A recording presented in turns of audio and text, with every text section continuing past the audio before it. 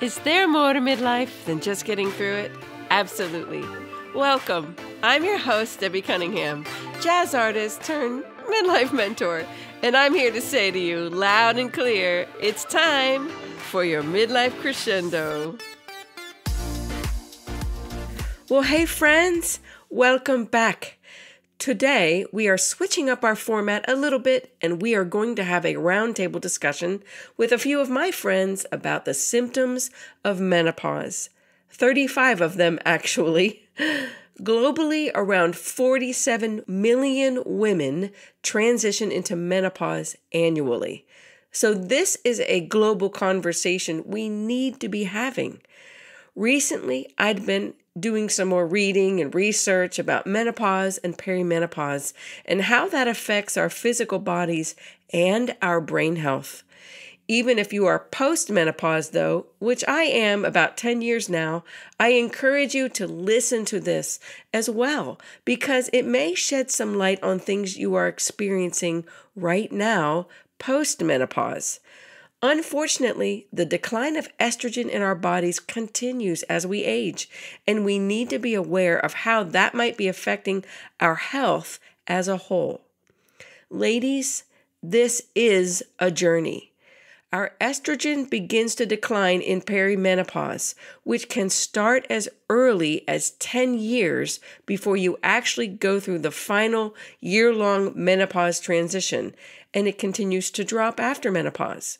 In this discussion, neither of my friends knew all these symptoms before we hit record. And at the end of our discussion, a few other women I know wanted to share their experience with you to help you.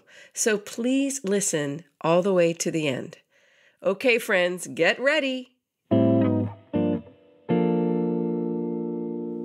Well, hey, everyone. Today I have a group of female friends with me on the podcast. First up, I have my dear friend, Becky. She's an author and a speaker and was a guest in season 1 of the podcast. Welcome, Becky. Hi, thank you for having me. And second, I have my dear friend, Melissa Lewis. She is an author, a therapist, and a former high school teacher. And she was a guest recently on the podcast in season 2. Welcome, Melissa. How's it going? Great to see you. Thanks for having me. I'm so glad you guys are here. Well, today's a little bit different. We're setting up a little bit different format. These women are my friends, and they're from different seasons of my life, and they are joining me to discuss the journey of menopause and all its symptoms. So when I first began going through menopause and then researching it for myself, I honestly only heard of a handful of these symptoms. We all know hot flashes, night sweats, mood swings, and weight gain come with the territory of the menopause transition. We've been hearing about these for years, but thanks to new research by many female practitioners, we are finally learning more about this menopause journey, the vastness of its symptoms, and the importance of paying attention to a woman's health as a whole in this process. Okay, ladies, so I'm about to read these symptoms. And what I'd like you to do is listen to them first and take note of which symptoms are a surprise to you and which ones would have been helpful to know about sooner in your journey. And then we can also discuss later which symptoms were the most prominent in your experience or may still be prominent in your experience. Okay, there's about 35, so hang in there.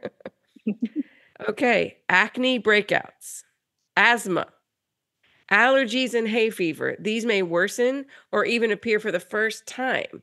And hot flashes and night sweats can trigger hives as well. So much fun. Anxiety attacks or sudden panic disorder. This was new to me. Bloating, constipation, excessive body odor, breast tenderness. About 40% of women actually experience this at some point during menopause. For some, though, it can be tenderness, burning, soreness, a sharp or stabbing pain in one or both breasts. That was also new. Brittle nails. Cholesterol changes. When estrogen goes down, bad cholesterol and triglycerides tend to go up. Depression. Difficulty concentrating. I hear so many women talking about how they feel like they're having midlife ADD, and it's really from this midlife estrogen drop as we go through menopause. Dizzy spells, fatigue, gum problems, either dry mouth or lower estrogen can result in bone loss in your jaw, hair loss, headaches or migraines, heart palpitations. Now, it is urgent to mention them to your doctor if they're accompanied by chest pain, pain in the left arm, neck, jaw, shortness of breath, or lightheadedness. But heart palpitations and racing heart, especially when you're laying down at night or after you have alcohol, is actually very common in and throughout menopause. Hot flashes, we talked about irregular periods or excessive bleeding as you're going through perimenopause. Itchy skin. This was brand new to me and I wish I had known. We lose a lot of our skin's collagen as we go through menopause. Itchy ears, joint and muscle pain, loss of libido and painful sex, which can happen because loss of estrogen thins out the vaginal lining and it can lead to pain during intercourse. Loss of breast fullness, which leads to sagging. Memory lapses. Estrogen is responsible for verbal memory, and when it goes, so does our ability to recall words. The good news is that most women do bounce back in this area, or at least plateau after going through menopause. Mood swings and roller coaster emotions, even rage in some instances. Nausea, night sweats, mine were horrible. Osteopenia, osteoporosis, sleep issues, urinary incontinence, vaginal dryness, and weight gain. So there you go. Those are the lovely common side effects of going through menopause. So I have a question for you as you were listening to that list, because most of us haven't seen a comprehensive list of menopausal symptoms. Did any jump out at you that they were a surprise? Well, I will say, I think one of the first things that you said was acne. Mhm. And that seems like such a teenage I thing, know. right? And it also seems unfair because, um, we're getting wrinkles too. So, yay, it's Exactly. kind of like a 2 for 1 as you get older. So, that one really surprised me. And I think also just the dizziness makes sense. And once we get to talking about our own experience, um, I could talk a little bit about that myself, but that surprised me. And I was wondering if it had anything to do with our iron level, along with all the hormonal changes. So those two really surprised me. Yeah. What about you, Becky? Did any of them surprise you? Yeah, the allergies and asthma, which I had before, but I did not know that. Um, Maybe it intensifies or gets worse during menopause. And the itchy skin, Mhm. which I knew with one of my pregnancies, I had really bad itchy skin all over. Like it was really strange. And so I've kind of had that in the back of my head. Like this reminds me of when I was pregnant and I couldn't figure out Right. why I was itchy, but the itchy skin for sure. And oh, the heart palpitating. I did not know that. That's good to know because I've had that Yes. infrequently, but I have had that and thought, wow, my heart feels crazy right now. So I didn't know that that was part of it. Right. Yeah, I remember when I went to the doctor when my heart started racing at night, especially at night, I would lay down. I would feel fine and I would lay down and I would have to sit up because I would wake up and my heart was racing and pounding. And I thought, Yeah. I'm going to have a heart attack, Yeah. And it scared me. And so I did go and my OB was like, no, this is a part of the process. Unfortunately, as your estrogen comes down, that some of these things do become more prominent. Allergies, I have always had allergies, but they hit an all-time high when I started going through menopause. It was shocking to me, and I thought, "What is wrong? Why is my allergy not being controlled?" And then which then for me led to chronic sinusitis and some other things. And then, itchy ears. I had terrible itchy ears. Again, I thought that was from just my allergies, but it was so horrible, it was all the time. So when I read Right. that later, it made a lot of sense because it was all through the process of this.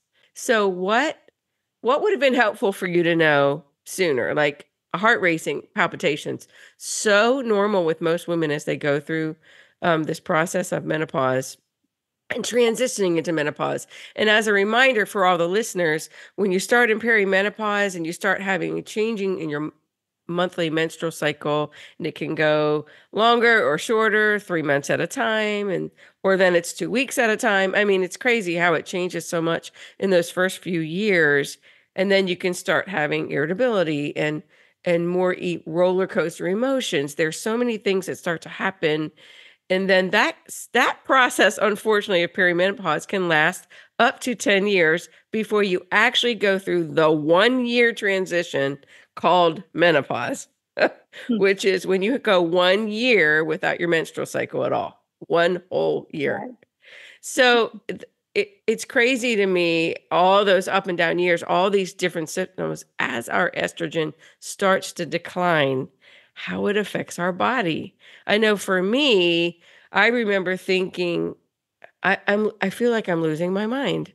Like I wish I had known the verbal center was affected, because I just thought, do I have early onset dementia? I mean, what is going on with me? I mean, I actually was really afraid of that because I started to not be able to have words. And I did remember that though, when I had my pregnancies, I remembered that I struggled with word retrieval.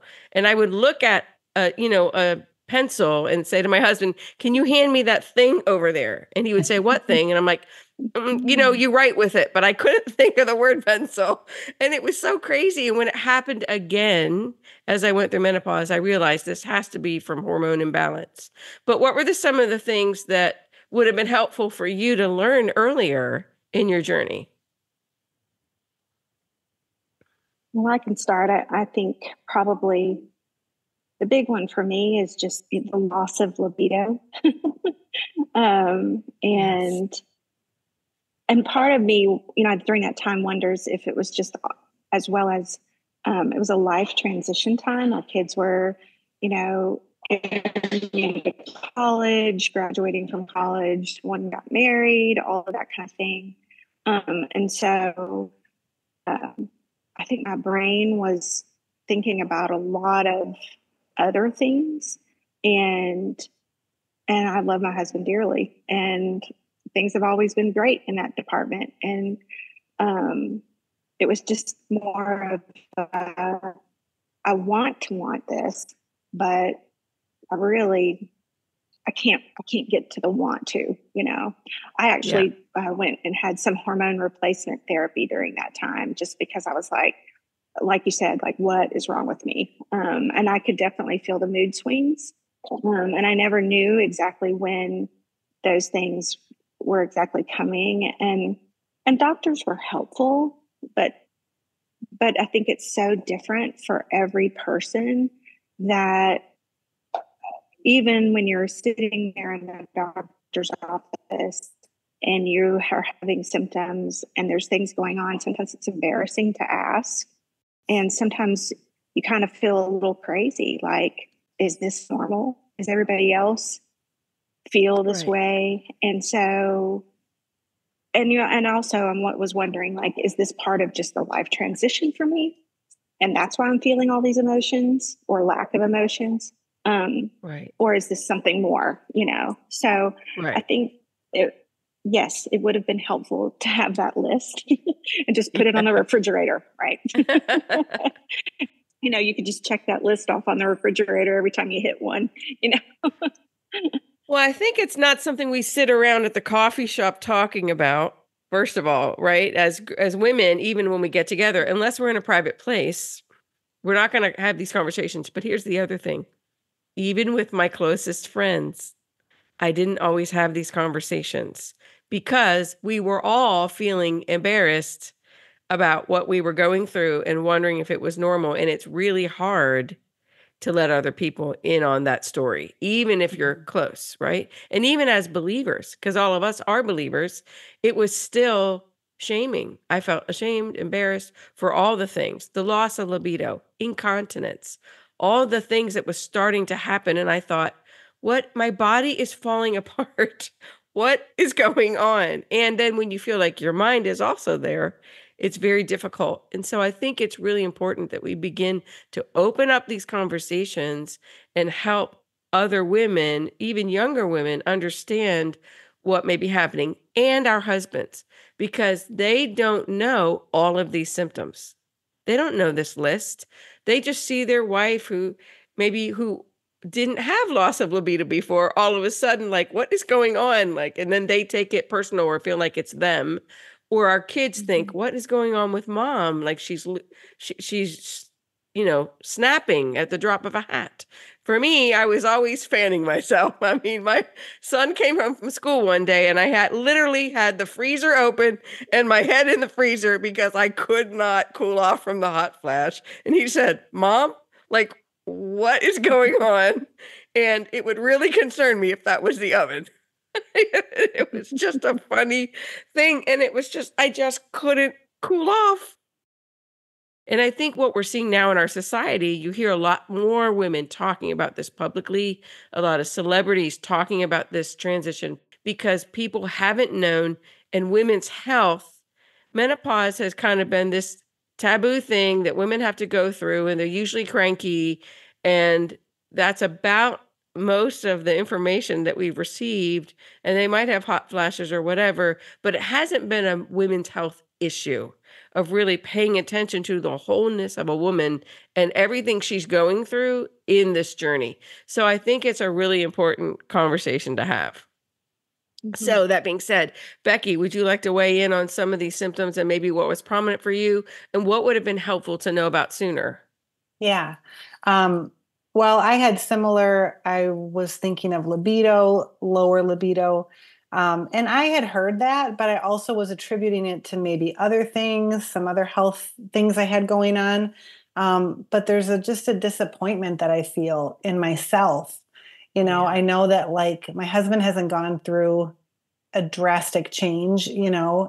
So I don't know. I kind of carry some of that myself. And then, Melissa, along the lines of what you were saying, I was thinking about the overlap of just the physiological symptoms that you were reading, Debbie, but then how the overlap is the transitions that we're going through at this in this stage of life. Yes. So for me, the mental health stuff has been, I think it would have been helpful to know more about that. I kind of knew about it, but my kids leaving home, launching them into the world, my oldest daughter getting married, like some other young adult challenges and struggles that they've had. And my anxiety just like through the roof. And just so I'm almost wondering if the hormonal changes in some ways almost diminish our capacity to be able to deal with real life that's Right. happening and the transitions that we're going through. Um, so it's helpful to talk about. But I was also going to say, one of the things that keeps me from opening up if I'm with women and we're talking about it is I feel like some women have done their research and they have really strong opinions about what to do or what to take or what not to take. Mm. And so I was in a group and I had one friend who, she'd gotten this all natural powder. You drink it, in water once a day, and it just changed her life, but it was really expensive and I was hesitant to get it. And then several months later, that didn't work. So now she was doing hormones. But before that, she had said she wasn't going to do hormones. And so it's like, it was confusing to me. I almost don't want to even have a conversation if I feel like I'm just going to end up confused and not know what to do. Right. That makes a lot of sense too. Yeah. Or if you feel like the conversation's going to be controversial, Yeah. because there's a lot of opinions around, Yes. what we put in our bodies or put on our bodies or how we Yeah. handle our own health things. Yeah. Now, Melissa, you're a therapist, so do you hear some of this as well in your office? Yeah, I mean, I see people from young age, adolescents and teens, all the way to older couples and older women. And I think, you even though there's a lot out in the world about mental health and what's going on also physically at different stages in our body, we all have our own lived experiences. And we also come into the world, into families with different forms of communication. And Some families are really open about a lot of things, and some families aren't. Some spouses are really willing to talk about and do research and understand what's going on, and others don't want to know anything about it, just take care of it, kind of thing. So I think the biggest thing, if I were to think about the mental health piece of it, is to find your people, your safe people that you can say, like you were saying, Becky, where you can say, hey, tell me what you're doing. I might be interested in it, but I might not. And that they're okay with that. Like, I think there is some pressure to try something, to be a part of some sort of pyramid scheme or something. And there is a lot out there, a lot of opinions. You can go into any grocery store or pharmacy and find a wall full of things that might not, you could use 10 of them and none of them might help you at all. Right. So I think it's, finding a safe place where you can be honest and vulnerable with people and laugh a little bit about it, because it is normal for us to all get older. I mean, none of us gets to go the other direction, right? But I also think it's just really important in all of this to have your safe people that you can have a real conversation with and a little bit, and if you can share with your friends what you find out's working for you, and they can hear your opinion too about maybe something that's working for you. I kind of feel like there's enough out there that it's a little bit like kind of going to the grocery store, to have the freedom to Right. choose what's going to help you through this. So that open conversation with a trusted person, and also the laughter part of it, is really, really important. What has been the most helpful things to you going through this process? Either one of you can My, For answer. my, my me personally, therapist. yeah. Oh, your therapist? Yeah. Yeah. I think, Yeah. not to put a plug in, but therapists, we need them. No, I know. Yeah. I'm all for it. I'm not even joking. Like, just it was more situational.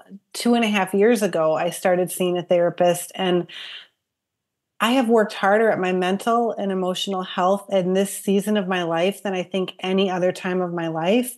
And I'm so grateful for her, and almost every week for 2.5 years. And when I'm looking at this list, I'm thinking, okay, it's everything. It's all the transitions, it's the hard stuff.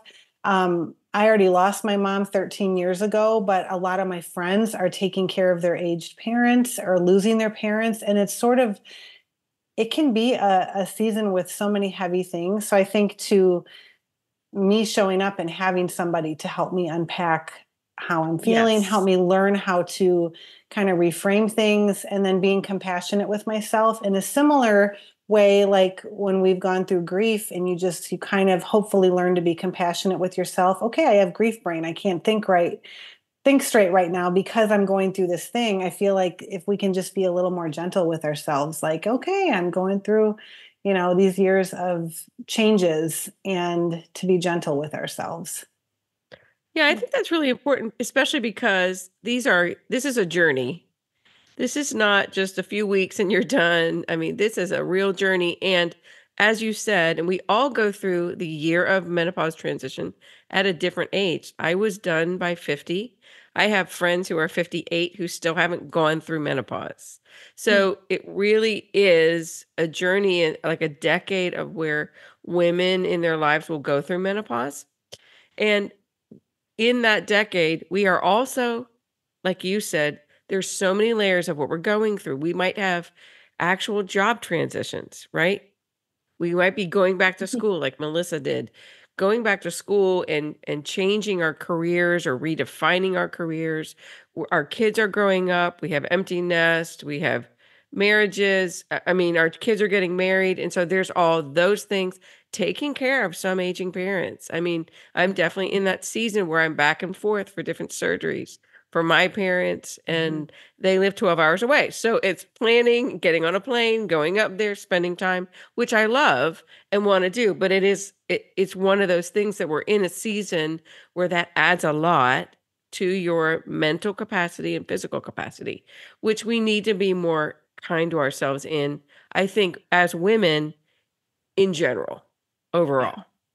So Yeah, and for I was sure. gonna, Debbie, I was gonna add too, Becky, I think that's so important that you have somebody that you can talk to about all this. I think one of the things that I see in so many of my clients is just the normalization of some of the feelings that people are experiencing. And because sometimes when you're in the middle of it, you kind of feel alone.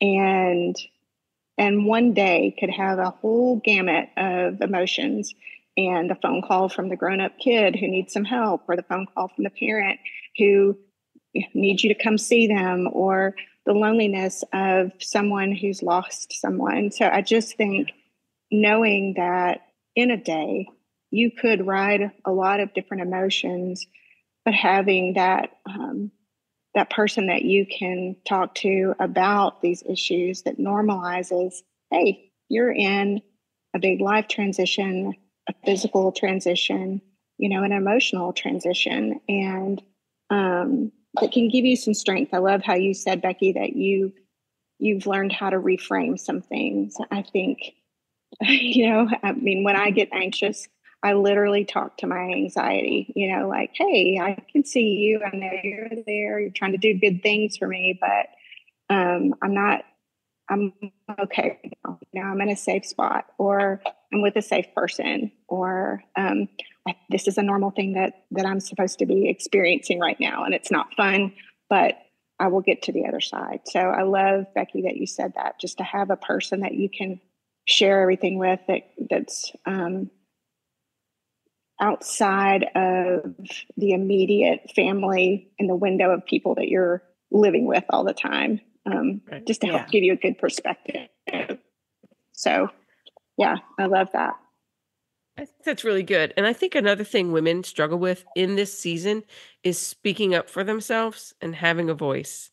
And sometimes they feel like they've lost their voice because they don't quite know, first of all, how to navigate this season, but also they're unsure of their own steps. And so I think having someone like you, Melissa, a counselor who can help you walk through some of these things is so excellent in giving you tools. Because that's what I always say. Counselors give you tools that you use in your life to make it better. We use tools in the garage. We use tools when we build things. And these are just tools to help us process what we need to process. So I think that's excellent advice. Well, that's all I have for today. We just wanted to have a quick conversation so it wasn't so much of an interview, but something where we could share as women some of the things that we've gone through and what surprises us. You have any last thing that you'd like to say to the women listening? I have one thing, and friendship is so important. I mean, those are the Yes. real people that you do life with. I have one group text with the five of us. We call ourselves the Island Girls, and there's so many funny memes and just ways that we can laugh with each other. But the one thing that my counselor at the end of every Zoom session, she'll get real close to the camera and she'll say, "Be kind to Becky." And she says it at the end of every session. And that is like in my head after 2.5 years, you would think it would be in my head, but that will come back to me in a moment when I'm hard on myself. I'm Mhm. shooting all over myself. I should have done this better. Or I should know better than to do this or whatever. Um, be kind to Becky. It's just such a good. So be kind to yourself the way that you would be kind to a friend, and Yes. be easy on yourself. It's not easy. This is not an easy season. No, Yeah, not at all. Becky, I'll just add on to that, just in that, I think about the way that we talk to ourselves, right? Mm. And just paying attention to that. And sometimes our negative self talk is so loud that we can't see or hear the good things that people are doing for us and saying about us around us. So I think having those good friends that can remind you of who you are and that you're strong and that this is a season is so important. So yeah, be kind to yourself. I love that. And also just pay attention to your self-talk. Yeah, really, really important. I have a sweet story. My son actually called me out on that once, and he walked up to me because I was being extremely hard on myself at the time. And he came up to me and he hugged me and he goes, "Hey, mom," he said, "be nice to my mom. She's really important." And I Aw. just cried, That's but it awesome. I was love that. so important and it was so special to me. And every now and then he does Oh, remind me, "Hey, be nice to my mom." Yep. I love that. Yeah. So it's Wow. very sweet. But I think we do need to take care of ourselves in that way. So that's good. Well, thanks for joining me today, Thank you, ladies, Debbie. on Midlife Thanks so Crescendo. I much for so having appreciate me. having you. Yeah. Have a great day. It's great to be on the podcast.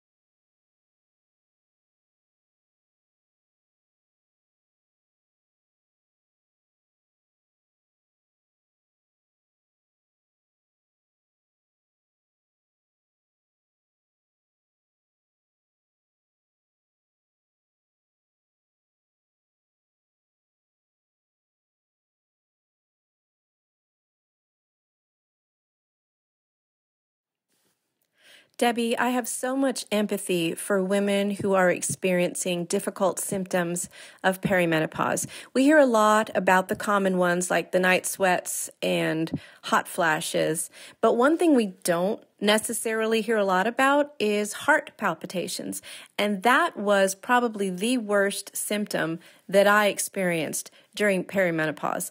There was one night around 1 a.m. where I just could not sleep because my heart just kept skipping beats and skipping beats and skipping beats. And my husband, bless his heart, said, "Come on, let's go for a walk." So at 1 a.m, my husband took me for a walk around our neighborhood. And by the time I got home, my heart had settled down and I was able to sleep. So it was difficult and very frustrating, and it can be very anxiety inducing. However, I want to let you know that it's normal and it's common, and it's caused by the fluctuations that are going on with our hormone levels. So what I did, first of all, was I got off caffeine. And then I started a regimen of 3 supplements: CoQ10, magnesium, which we all should be taking anyway, and maca. And I got my maca from a website called macafem.com. That's MACAFEM.com. It's a specially formulated supplement for women to help balance your hormones naturally. And after I got on this regimen and stayed on it for a while, the good news is that the heart palpitations actually went away. So I want to encourage you not to become anxious or worried if you're finding that your heart's fluttering. Obviously, if you're having other heart symptoms, you want to get medical attention. But the palpitations, skipped heartbeats, and flutters is a really yucky but common symptom of perimenopause. And I just want you to know that you're going to be okay. So menopause did cause me a few issues. I would say the first thing I noticed was more anxiety than I had ever had.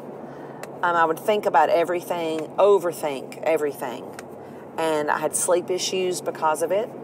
I would tend to think about things in the night and just silly things. There were no huge crises going on. It was just silly things.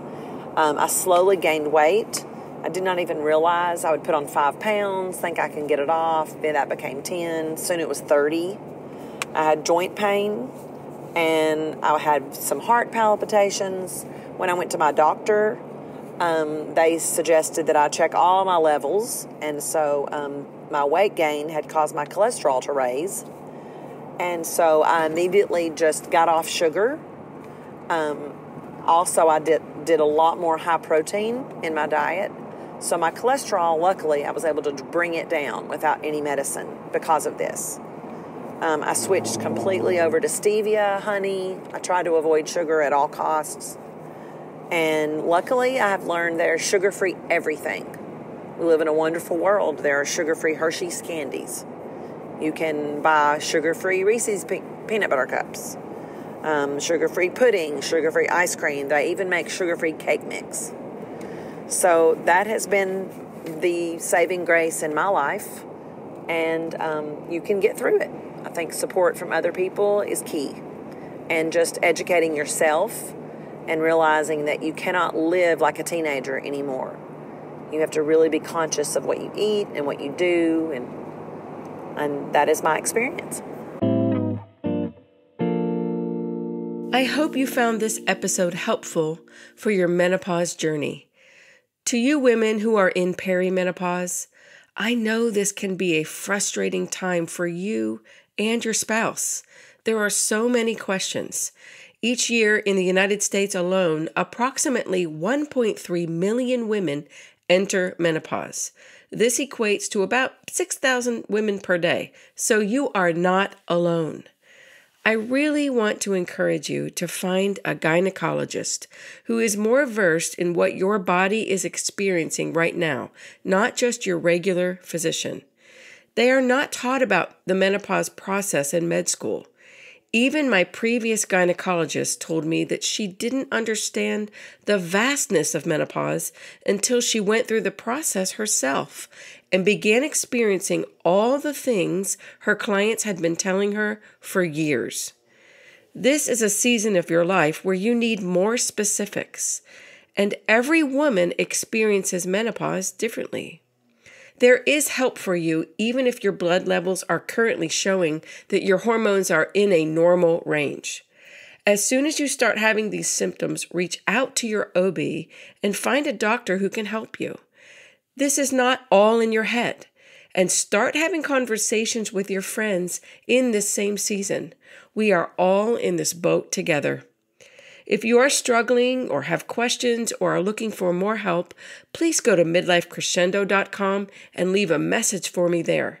I love listener questions, and I'm so happy to point you in a direction to address your needs. If you enjoyed today's episode, please subscribe, follow, and review the show wherever you listen. And share this episode with other women struggling with the many symptoms of menopause and perimenopause. It really helps more women like you find the information they need, and it helps us grow our community of midlife women supporting one another. In the coming weeks, we will have more roundtable discussions and interviews with women doing amazing things in their midlife season and beyond. Episodes drop each Monday in all your favorite podcast apps. Thanks for tuning in today, and remember, midlife is just a brand new season to find your passion and purpose for your grand finale. Talk next week.